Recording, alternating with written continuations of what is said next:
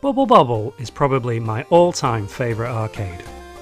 Taito's 1986 single-screen Pop-a-thon is still totally playable today, a testament to how good it really is. No one enjoys playing Mappy anymore, do they? It never stuck its claws into a trend, didn't try to copy anything else. Shh, Chack and Pop, you just get away with it being a little bit different. It was fresh, unique, and most importantly, two-player for monetary gain. Fun. That's the only downside to Bubble Bob, in that the sneaky bastards forced you to go two-player to get the best ending. Though let's be honest, if you cleared all 100 levels, then who gives a toss what wordings you get at the end? There was nothing quite like being atop of the mountain by the end of your run. There were a slew of copycat single-screen imitators since, that were all great fun in their own right though.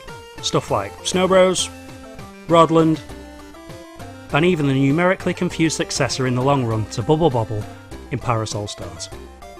Please note, I can only post up the versions I own of each title, so if you want the arcade graphics, just squint and hit yourself in the face a couple of times with a brick.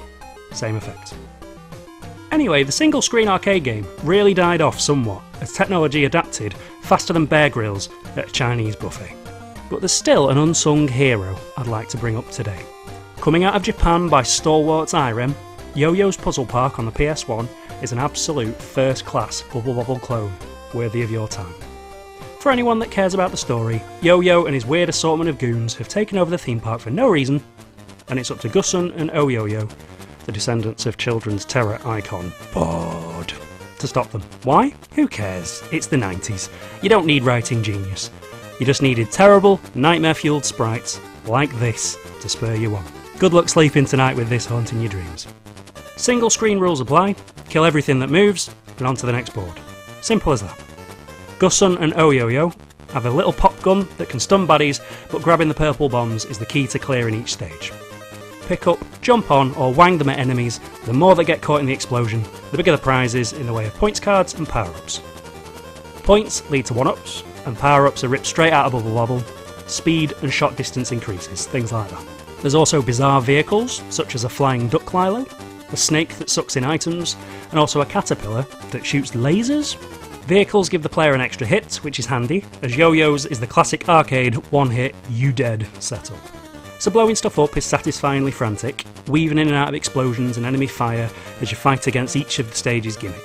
The first stage, for example, is set on a stage that spins round, the sea get-up has floating enemies, the jungle is set on like a riverboat.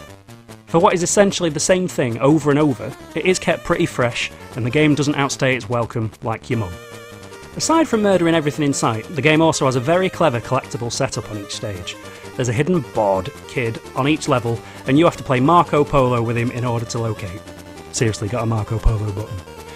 Once you spot the outline, it's hard to see on my footage because my Elgato is an arsehole, I mean my second Elgato. You boys are on my list.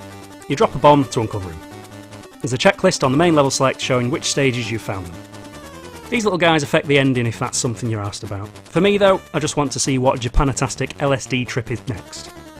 The game can also be played in two-player to boot, but as I'm making a YouTube video, I clearly haven't got any friends, so that's not happening. There's even some two-player exclusive levels to play through. All in all, Yo-Yo is criminally underlooked. It definitely makes it onto the strange wall of obscure, and is a quality game too. Thanks for joining me on another wacky Japanese adventure. I'll see you soon.